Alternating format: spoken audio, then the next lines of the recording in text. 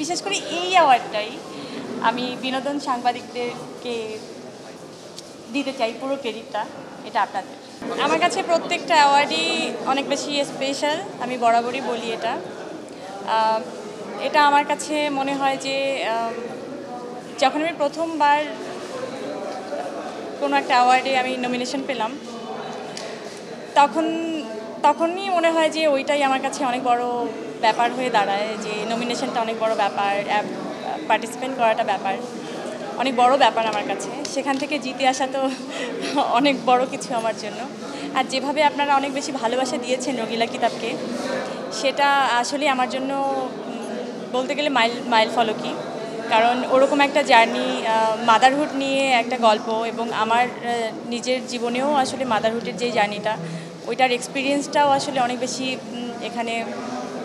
আমার মনে হয় যে আমি যদি নিজের লাইফে আসলে ওই জার্নিটা না পার করতাম, তাহলে হয়তো ওই ক্যারেক্টারটাকে মানে কানেক্ট ওইভাবে আমি করতে পারতাম না। কানেকশানে কোথাও না কোথাও একটা, আমি জানি না আমি 100% ট্রাই করতাম, কিন্তু ওইভাবে আমি পারতাম কি না আমি জানি না।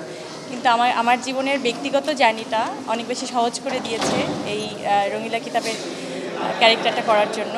আর যেভাবে ক্যারেক্টারটাকে সবাই বেশি ভালোবেসেছেন, যেভাবে সবাই বলেন রঙিলা কিতাব 2 কবে আসবে, আমি আসলেই আপনাদের প্রতি অনেক বেশি কৃতজ্ঞ।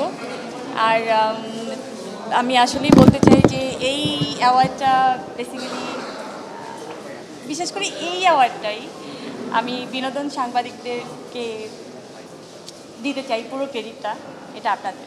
আমার মনে হয় শুধু আমি এনজয় করিনি, আপনারা সবাই এনজয় করেছেন। কারণ সবাই আমরা নিজেরা ছিলাম, খুব কাছের মানুষজনই ছিল, যাদেরকে আমি খুব বেশি ভালোবাসার মানুষজনরাই ছিল ওখানে। আর আমার মনে হয় আপনারাও আমাকে খুব ভালোবাসেন, আর সেই ভালোবাসা থেকেই আপনারা ওখানে গেছিলেন, সবাই বেশি এনজয় করেছেন, আমি এটা বিশ্বাস করি।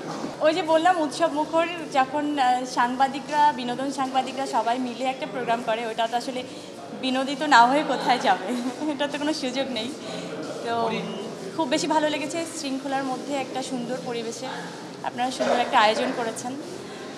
ডেফিনেটলি এটা অ্যাপ্রিসিয়েশন করার মতো একটা বিষয়। Thank you so much.